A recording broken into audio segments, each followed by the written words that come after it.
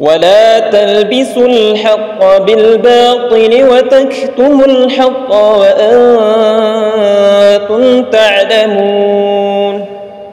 وأقيموا الصلاة وآتوا الزكاة واركعوا مع الراكعين أتأمرون الناس بالبر وتنسون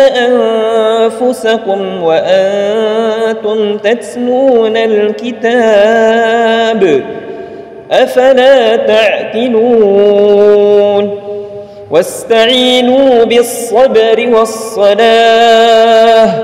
وإنها لكبيرة إلا على الخاشعين